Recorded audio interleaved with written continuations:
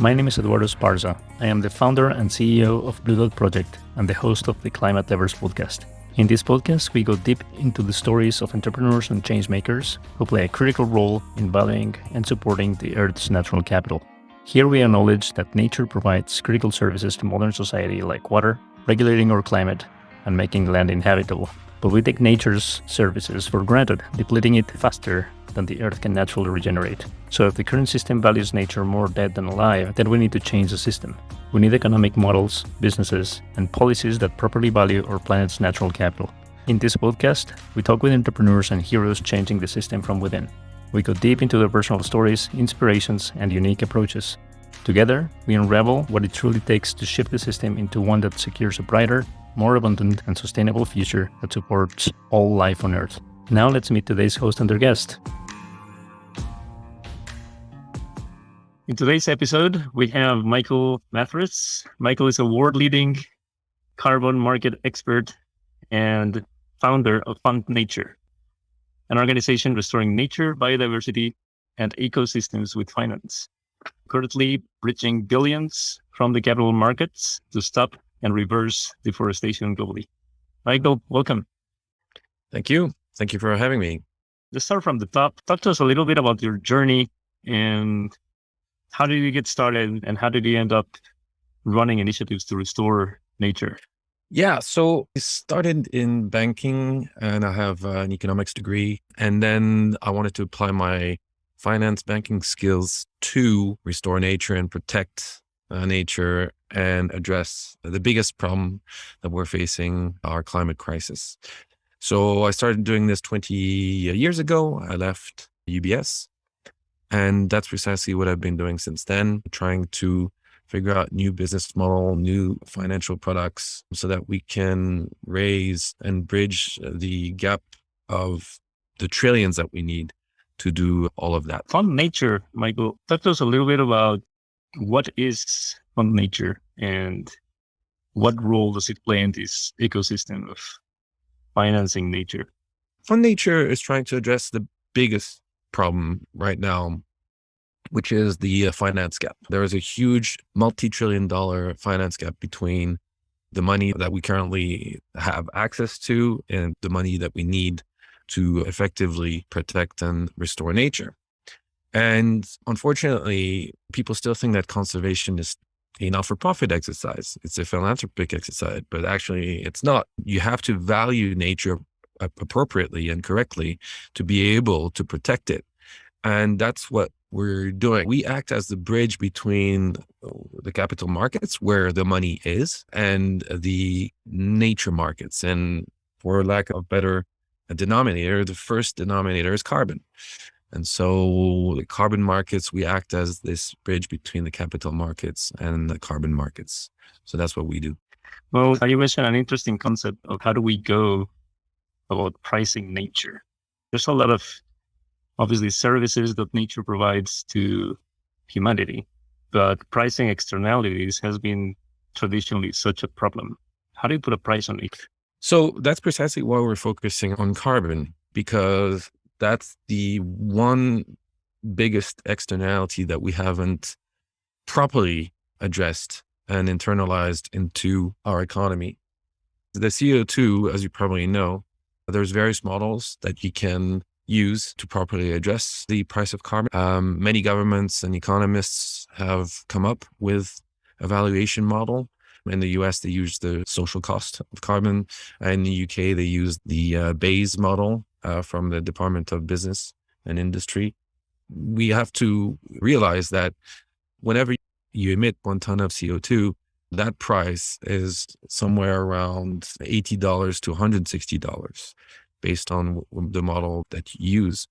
And so you have to integrate that cost of pollution, that social and environmental cost of pollution, into your economic model to properly address our climate crisis.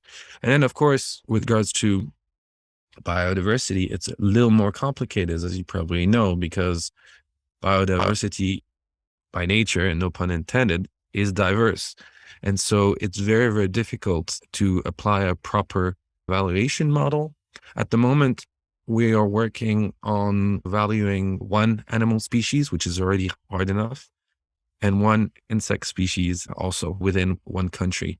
And hopefully we'll be able to demonstrate what those species mean in terms of economic value, and then integrate it into project and carbon models that we have. Deforestation has so many degrees of complexity, and the whole system functions around deforestation right now. The economy of extraction, exploitation, and the fact that we're valuing more the forest chopped and killed than a thriving one.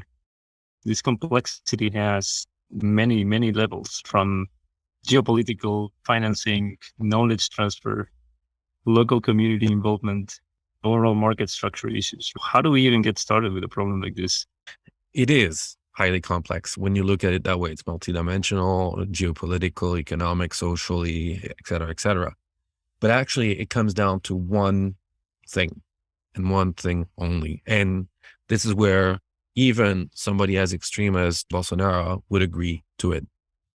And that is, you need to prove and value that a tree is worth much more standing than it's being chopped down. Until you do that, then guess what? Well, Bolsonaro and all these other leaders from rainforest countries will chop them down. That's unfortunate, but they don't have any other choices. And so we have to come up with a model, with a system, with a process whereby not only that you prove that the tree is worth much more standing up than chopped it down, but that it's constantly done in a sustainable way. And that's precisely what we're doing at the moment. I can almost guarantee you that if you gave Bolsonaro or the people in Brazil that are protecting the rainforest $15 when they could get $10 chopping them down to grow soya or livestock, guess what? They will take the $15 and stop the deforestation. So that's the economic incentive and pressure point that we're working on. And hopefully we'll be able to demonstrate that with liquidity from the capital market later this year. Michael, I have heard numbers ranging from 400 billion to 700. Last night I was reading a paper by Global Canopy that nature protection and restoration can go up to 900 plus billion annually. I was reading one of your articles in Fund Nature, and it mentions 3 problems associated with gathering the necessary funds. You mentioned knowledge and capital expended are needed for nature-based solutions. Second, the compilation of quality data and capital investment across all sectors and all major economies has proven challenging.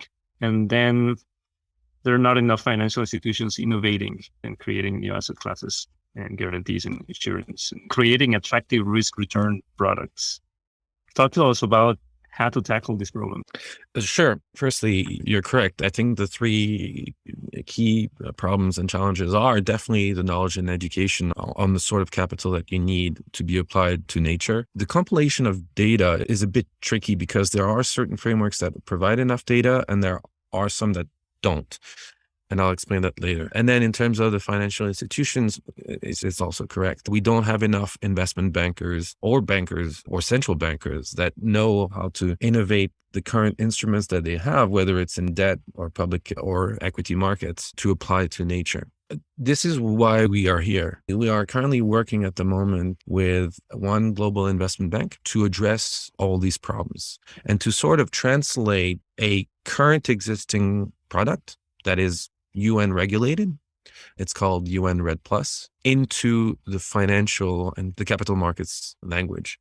So we're currently going through due diligence. It's been 4 months now, but hopefully we will write a document or several documents that the capital markets will understand and that any investment banks or banks can present to either their clients or their institutional investors that they serve. Most of funding today, it's under or around 100 billion, considering all sources. Cannot speak on behalf of all nature because that's priceless.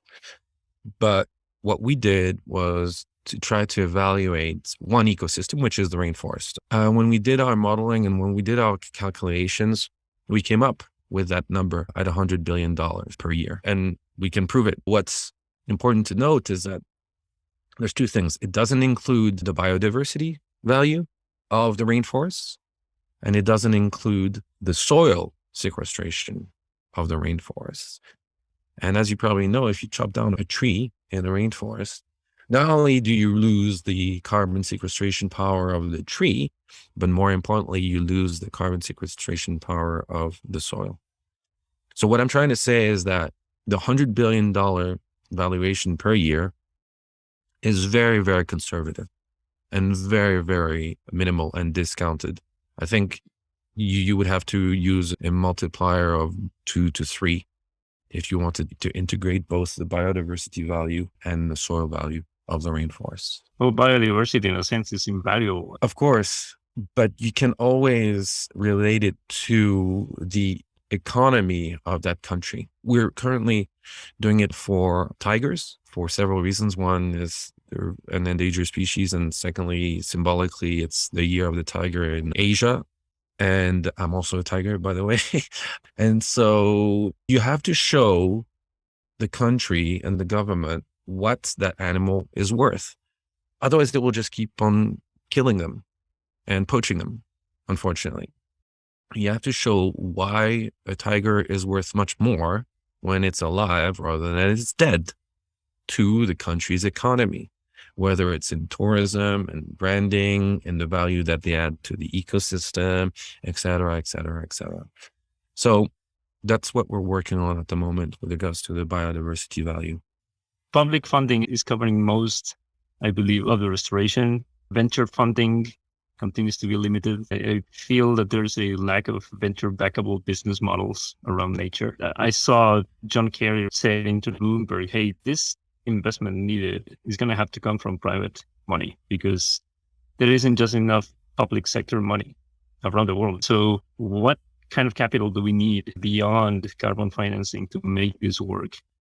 Yeah, I would concur with John Kerry for once. Sometimes he says things that aren't true and aren't correct, but in this instance, he is correct. Look, if you want to bridge that gap, that finance gap of trillions of dollars per year, it can only come from one source, and that's the private markets. And that's why we're addressing and we're producing and sourcing and structuring products that are geared for the capital markets. First of all, historically, over the last 15, 20 years, has it worked? No. Look at the state we're in. Deforestation has risen by more than 20%. Carbon emissions have risen by more than 20%. It hasn't worked. So you have to use a different model, and you have to target where the money is. And the money is, guess what? In the private capital market. So that's what we're doing. I'll just use one example. The debt markets are huge. We're talking about trillions and trillions of dollars. And you currently have at least $1 trillion in the debt markets that are at negative rates. Why would you do that? It makes no economic sense with no financial returns for investors, when I can prove to you that if you applied that money into the carbon markets and the nature markets, okay, I cannot guarantee you're going to make tons of money, but it will definitely be positive rather than negative.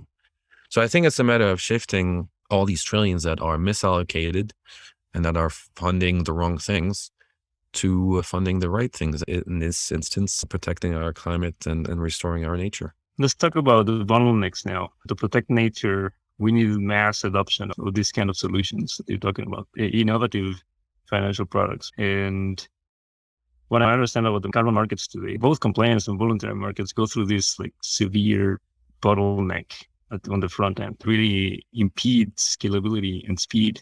So how do we come around that? Yeah, it's a very good question. It's the what I call the not the $1 million question, not the $1 billion question, but the $1 trillion question. That's actually the amount that we need. We've done our due diligence on the carbon markets, both on the voluntary markets and the regulatory compliance markets. I'll just use a few numbers to explain the situation. Currently, if you look at the voluntary carbon markets, they only address 0.2% of the global emissions. Why? Well, let's just say it's between 40 and 50 gigatons of emissions are being released every year by humans, either through consumption or production. Even if you scaled that up by 10 times, it still would only address 2% of the problem. What we're proposing is that you need to address the problem properly, which is that you need to work with the countries and you need to work with what they have, not with developing tens of thousands of projects locally in a country or many countries. That's where the bottlenecks are. If you want to unlock finance, you have to unlock finance at a high level, not from the bottom up, but from the top down. Just ask any global investment banks, would they finance 10,000 projects? No, because they don't have the people to look over 10,000 projects and do the due diligence on 10,000 projects. Can you provide, billions to a country or countries? Yes. If the proper process is in place, the proper parameters are in place, then yes, that's possible. At the end of the day, this is what they do in terms of sovereign debt. So how do you provide sovereign debt to a country? You look at the economy, you look at the assets that they have, you look at the risks, et cetera, et cetera. Well, guess what? It's the same for nature and it's the same for carbon. You look at the carbon that they have. This is why we're using the UN REDD+ system, because it has a track record, it has results, and it has the right framework that you can translate into a financial speak so that any investor or banks would understand that it's going through the correct due diligence, verification, and monitoring and reporting so that anybody can see what has happened if they invested or bought a carbon credit from the UN REDD+. We call that concept sovereign carbon, and we will hopefully have a first document that explains sovereign carbon from an investor's perspective later this year, hopefully first draft in September, and then a full final draft by COP27 in Egypt. And then hopefully we'll be able to make banks and investors understand what this product is about, so that we can unlock the right amount of billions and trillions to address the climate crisis and the carbon markets. Does this address only public lands, Michael? Is private land outside of this scope? If I go to Congo, can I go into that country, find oil, and I dig it into that land, wherever it is, whether it's public or private, and then it becomes mine? And I don't tell the government, and I don't go through the government? The answer is no. You can't do it anywhere. It doesn't matter if you find gas oil in the US or Canada or Congo or Brazil or Indonesia. It's the same. You have to go through the government if you want to extract oil and gas. Well, guess what? Carbon will be the same. And it is becoming the same because it's part of the country's NDC, National Determined Contribution to the Paris Agreement. And so countries are waking up to the fact that it's fine that the volunteer markets have proven that you can monetize carbon from A to Z by doing a project in that country. But ultimately, it doesn't address the country's NDC and, more importantly, the Paris Agreement. So that's why you're seeing a lot of moratoriums this year from countries such as Indonesia, Papua New Guinea, and Honduras, who have realized that they need to protect that asset, that carbon asset, so that if you did come into a country, you go through them, and then you're part of it. So to answer your question, everything belongs to the government, whether it's oil and gas or carbon, because it's the country's asset. And so you have to play with that asset. You have to understand that that's how you play with that asset. And that's how you build that market. And that's how you scale up the money that's necessary to protect that carbon within that country. It does require, I guess, the establishment of new structures within governments. People still don't understand that there has been an agreement signed by 196 countries. It's called the Paris Agreement. Every year, all these countries have to fulfill their NDC. If you're not part of the NDC, then you're part of the problem. You're outside of the NDC, which is where the voluntary carbon markets are. They're outside. They're not inside the Paris Agreement. They're outside. And so the structure is already in place. And I invite anyone to read the Paris Agreement, and especially Article 6, which basically states that any country now can be part of the carbon markets. They have the right to issue and trade carbon credits. There is a structure in place. There is a process in place. And those countries have the right to own their carbon. And they have the right to issue carbon and trade them. And that's what we're about. That's what sovereign carbon is about. Since we touched on Brazil earlier, let's just go back to the Jair Bolsonaro case. Obviously, I mean, he's looking for compensation, right, to protect the Amazon. Basically, that's what we're talking about here. So is he right? Everybody's bashing Brazil, and rightly so and wrongly so. Let me explain. Brazil, before Bolsonaro, actually did quite a good job at decelerating and reversing deforestation within the Amazon. And then when Bolsonaro came into power, he looked at those numbers and then he was like, well, we did a good job, but no one paid us. So guess what? Let's continue to deforest and get paid. So until you reverse that model and provide the necessary capital to protect the rainforest and reverse deforestation, then you have to provide the right amount of capital. It seems so stupid, but it's as stupid as simple as that. I'm not Brazilian, I'm not Bolsonaro, but I can almost guarantee you that if you provide an amount of money that's higher than the current amount of money that's given to them to chop down their forests, they will not chop the tree down. Well, we have another case right now in Congo. DRC is opening 27 blocks for oil drilling exploration and 3 blocks for gas. The country's leadership is obviously walking a very fine line between, hey, what do? I need to provide the means for livelihoods to improve. I have all these resources, but also we need to protect the natural capital. Why are billions of dollars not flowing into DRC right now? What's blocking it? Well, because we're going through a massive economic transition where we're trying to internalize carbon within a country and value it and sell it properly. In the Congo case, in DRC case, here is a typical example to show what has not worked and what was announced at COP26 in Glasgow and what still hasn't worked. So let me explain. At COP26, Boris Johnson, the UK government, and several other governments signed an agreement with the president of DRC and many other rainforest countries that said, yeah, we're going to stop and reverse deforestation, and we're going to commit to provide you with billions of dollars to do that. This was in November 2021. Okay, so that's 9 months ago. Nothing has happened since then. I think those countries, they're tired of this. And I understand them. They're tired of every year and at every COP, nothing is being done. It's a political commitment that's announced. It's a typical PR exercise that's announced at the COP. And then there's no follow-up. There's no one that's leading it.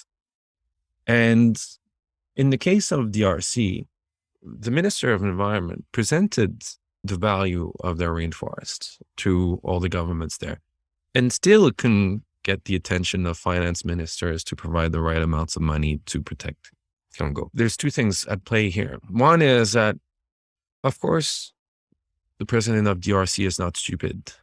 He wants to protect the rainforest. He knows it's an asset that he has. But at the same time, he wants to provoke people. And he wants to say, listen, you've said this, you don't do it.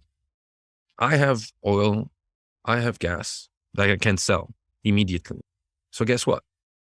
I'll do that instead.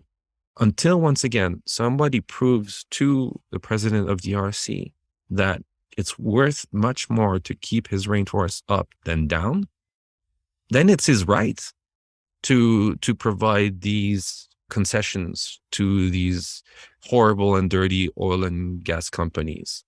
Will he succeed? Will it be hard? Yes. But once again, if we came up with sovereign carbon and showed it to him, hopefully at COP27, and the capital markets start to put the money into the trees rather than into oil and gas, guess what? Those concessions will never come to exist. So I think it's both a political and economic game that he's playing. I think he's in a way right to do it, to wake people up and say, listen, if you don't want to provide me money to protect my rainforest, then guess what? I'm going to chop it down and provide oil and gas to provide revenue, build my economy, and make sure that my population is rightly served. If you were to choose a geography to focus efforts to begin having a significant impact, which geographical regions would you choose to go for first and why? We only have one place, and it's Earth, the pale blue planet. People speak in terms of geographies and so forth. No, people have to start thinking about Earth as ecosystem. There's one ecosystem, which is Earth, and then there's several ecosystems within Earth that you need to protect. The two biggest ones that provide our existence and that we're not paying for it are rainforests, trees, vegetation, and the oceans. Every single day, we're not paying for it. And every single day, we're destroying it. And until you understand that you need to protect, in the worst case scenario, those two ecosystems, then not only all biodiversity around the world will die, but the human species will not be able to survive, simply because the oceans will become hotter and warmer and more acidic, and the land will not provide the oxygen and the soil that we need to sustain ourselves in terms of oxygen, air, and food. I don't see the Earth as geographies. I see the Earth as ecosystem. And one good example is the Coalition for Rainforest Nations. The Coalition for Rainforest Nations protects one ecosystem. In terms of oceans, we have to do the same. Of course, there's many countries that have more oceans than others. I mean, who knows that France, for example, is the largest owner of oceans around the world. We need to get all these countries together, call it the Coalition for Ocean Nations, and apply the same methods and same process to produce what the rainforest countries have done, which is the Red Plus mechanism. We call it the Blue Plus right now, but we're working on that. So in practical terms, you have thousands of people doing projects locally. How can everybody play in a scenario where sovereign is working and is adopted by governments? Yeah, this is where the main tension is. On one hand, you have the voluntary markets with lots of entrepreneurs and private project developers. And on the other, you have the country that wants to do the right thing for its NDC and for the Paris Agreement, and that basically owns the carbon, if you think about it. I think those two worlds will merge. At the moment, it's much easier to fund the country simply because all the mechanisms are in place. And I'll use the UN Red Plus as an example. But of course, somebody has to do the work. Those two will fuse, but it's not that the sovereign carbon will come to the voluntary markets. It's more that the voluntary markets will go towards integrating themselves into the Paris Agreement. Why not fund what already exists and make sure that that is financed properly and let the voluntary carbon markets figure it out themselves? Is this a matter of creating legislation and law that you have to come this way? At the end of the day, there'll be two choices. One choice is already being put into place. And the other way to go is just to say, if you don't understand that this is our carbon, then we'll just ignore you. And at one point, you will become illegal. So either you do it correctly with us or you don't. In the best case scenario, I think it requires the legislation so that people understand where the country stands on its carbon assets. But it doesn't take a rocket scientist to understand what I just explained in terms of the oil and gas concession. If you want to have a carbon concession, guess what? You have to go through the government. I think people will understand that, and I think that will get rid of the current bottlenecks of sovereign carbon. Well, that sounds good. Rapid fire. The first one is top author or book. I have a confession to make. I'm not a big reader. And in fact, it's not because I don't love books. It's because I have a bit of an impediment. I've got a bit of ADD. So it's hard for me to focus on a book. However, having said that, I can tell you that there was one book that I devoured and read from start to finish in literally a week or maybe a few weeks. And that was Nelson Mandela's autobiography. It was so unreal what he had to go through that you wanted to read every page. What climate leader do you look up to or inspires you? Ooh, wow. This is a tough one. I look at all the scientists. I look up at all the scientists who work every day and every year to prove climate models and provide us the right data to make sure that what we're saying is correct. Is there one climate scientist that I looked up to? James Hansen from NASA is probably the name that comes up off the top of my head. If you had a magic wand, what would be the one thing you will change or problem you will fix today? It's simple. Solve the climate and biodiversity crisis. Then I think we'll all be fine. Who do you think we need to have in the podcast? You should speak to Kevin Conrad, the executive director of the Coalition for Rainforest Nations, and he's arguably one of the top negotiators in the world. So he knows that world like the back of his hand because he's done it for 15 years. Number 5 and last one is, do you think we'll make it? I'm an optimist. Otherwise I wouldn't be here. And I've been doing it for more than 15 years now. So there's the pessimist in me that says, why do you keep on doing this when nothing works? At the end of the day, will Earth still exist? Yes. Will nature still exist? Yes. It's a matter of making a concrete and conscious realization about what needs to be done over the next 5, 10, and 20 years. And if we do that, then I think we'll make it. Yes. Great. Thanks so much for being with us today, Michael. Sure, no problem.